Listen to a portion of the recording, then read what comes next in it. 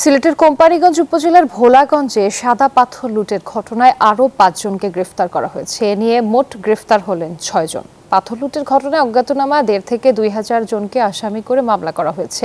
শুক্রবার বিকেলে কোম্পানীগঞ্জ থানায় খনিজ সম্পদ উন্নয়ন ব্যুরোর মহাপরিচালক মোহাম্মদ আনোয়ারুল হাবিব এ মামলা দায়ের করেন। গত ৩ দিন ধরে প্রশাসনের অভিযানে লুট হওয়া প্রায় ১ লাখ ঘনফুট পাথর জব্দ করা হয়েছে। অভিযান অব্যাহত রাখার কথা জানিয়েছে প্রশাসন।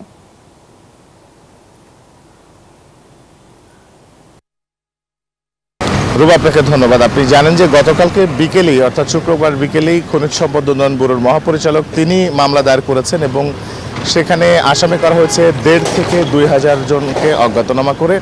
এবং তারপর থেকে কিন্তু আসলে সিলেটের যে পুলিশ প্রশাসন আছে তারা কিন্তু বেশ নড়েচড়ে বসেছেন এবং তারা এখন পর্যন্ত আরও ৫ জনকে অর্থাৎ এই নিয়ে মোট ৬ জনকে গ্রেফতার করা হলো। এবং সেই গ্রেফতারের পর এর পাশাপাশি সিলেটের আশপাশ দিয়ে অর্থাৎ সিলেট থেকে বেরিয়ে যাবার যে মূল সড়কগুলো রয়েছে সেই সড়কগুলোতে আজকে থেকেই কড়া প্রহরা বসানোর কথা রয়েছে এবং কিছুক্ষণের ভেতরেই এখানে এই জায়গাতেও অর্থাৎ আমরা যেই জায়গাতে অবস্থান করছি সুরমা গেট এলাকা, সেখানেও কিন্তু পুলিশ আইন শৃঙ্খলা রক্ষাকারী বাহিনীর টহল বসার কথা রয়েছে। যদিও এখনো পর্যন্ত সেটি পরিলক্ষিত হয়নি, কিন্তু তারপরেও কিন্তু আমরা দেখতে পেয়েছি যৌথ বাহিনী অর্থাৎ সেনাবাহিনী থেকে শুরু করে যারা রয়েছেন তারা সবাই কিন্তু আসলে তৎপর রয়েছেন এবং বিশেষ করে মূল যে বিমানবন্দর সড়ক এলাকায় কিন্তু যথারীতি আজকের মতো কিন্তু অভিযান চলছে, যেহেতু সেটি ভোলাগঞ্জ থেকে বেরিয়ে যাবার মূল পথ।